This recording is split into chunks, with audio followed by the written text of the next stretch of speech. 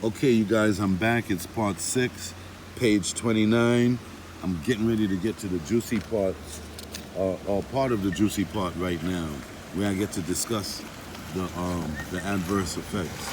So you got summary and conclusion, review of the available data for the cumulative PM experience confirms a favorable benefit risk balance for the vaccine. Favorable with all that shit that I just read, right? Pfizer will continue routine pharmacovigilance activities on behalf of the company according to the whatever agreement in place in order to assure patient safety and will inform the agency if an evaluation of the safety data yields significant new information for the vaccine. They haven't uh, they haven't done what they're supposed to do so far, so why should we believe that? Okay, so uh, I'm on the last two parts now.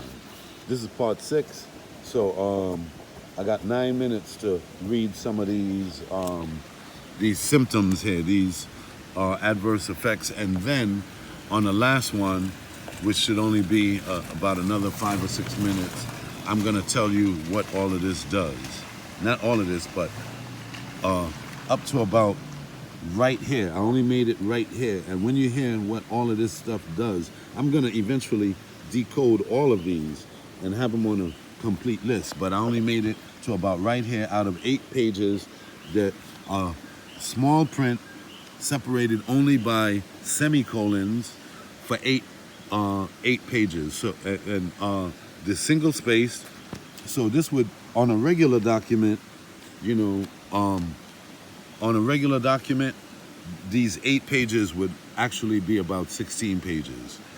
But then you got, okay, so now I'm gonna begin to read the thing. IP36 deletion syndrome. 2, hydroglutaric aciduria. Nucleotidase is increased. Acoustic neuritis. Acquired C1 inhibitor deficiency. Acquired epidermolysis bullosa, acquired epileptic aphasia, acute cutaneous lupus erythematosus, acute disseminated encephalomyelitis, acute encephalitis with refractory repetitive partial seizures, acute febrile neutrophilic dermatosis, acute flaccid myelitis, acute hemorrhagic leukoencephalitis, acute hemorrhagic edema of infancy, acute kidney injury, acute macular outer retinopathy, acute motor axonal neuropathy, acute motor sensory axonal neuropathy. Now, you see how long this page is, right? I haven't even made it this far in my definitions, but I'm gonna pull out my trusty pad here. That I have a pad of notes that I've collected and from doing my Google searches, and now I'm gonna explain what all of this is. Not all of this, but some of what I just read. Okay, because remember it is a 38-page report.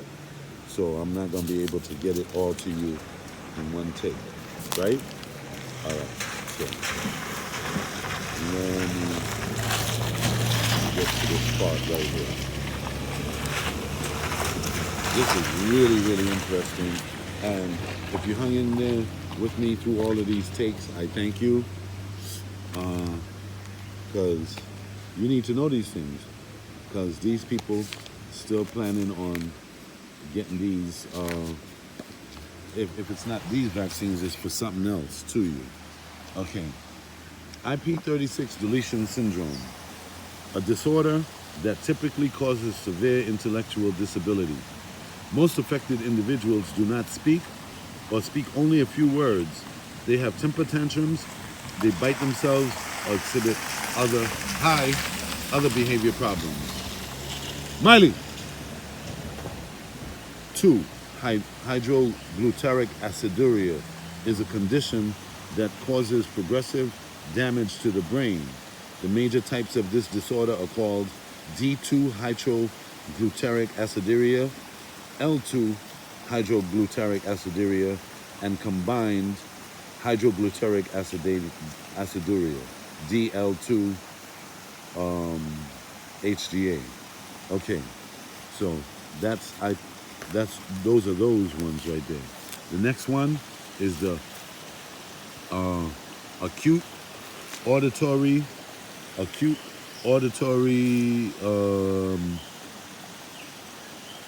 and acute and wait, where did I find? Okay, I'll just read it because I'm not finding it on here right now.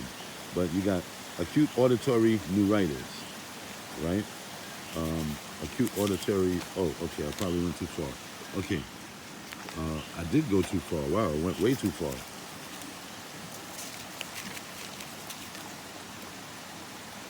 Okay, the next one. A nucleotidase is a hydrolytic enzyme that catalyzes the hydrolysis of the nucleotide and a phosphate.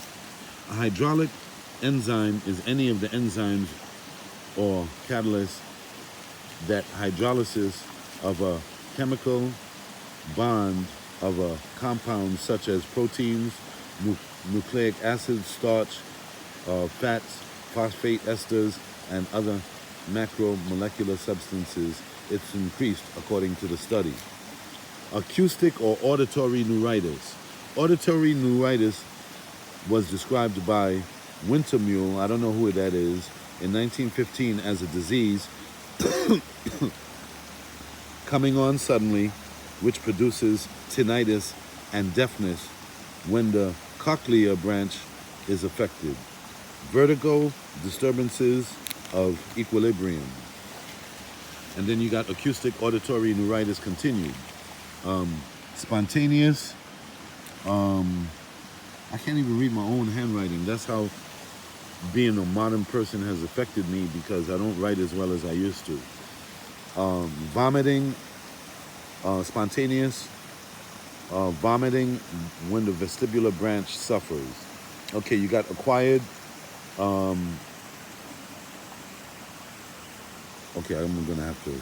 Can't read acquired. Let's see. Can't even read my own handwriting. That's sad. Acquired angioedema due to C1 inhibitor deficiency is a serious condition that may result in life-threatening asphyxiation due to laryngeal edema, the larynx. It is associated with malignant B-cell lymphoma and other disorders. And then you got epidermolysis bullosa acquisita, EBA, is acquired immune is an acquired immune autoimmune subepidermal blistering disease with an approximate prevalence of 0.2 several million people.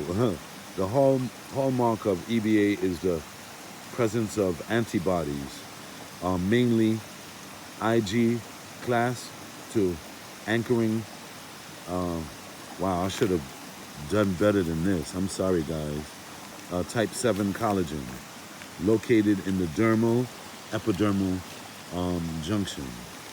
And then you got acquired epileptic aphasia, typically develops in healthy children who acutely or progressively lose receptive and expressive language ability, coincident with the appearance of paroxysmal electroencephalographic changes, so EEG changes.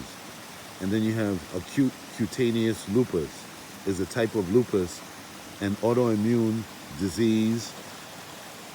Lupus causes widespread inflammation in your body. If you have ACLE, the inflammation affects your skin.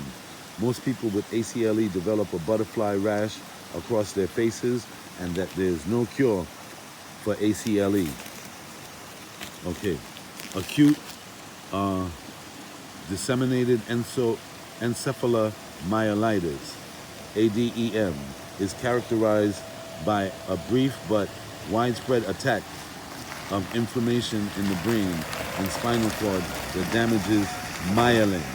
Myelin is the protective covering of nerve fibers, nerve fibers.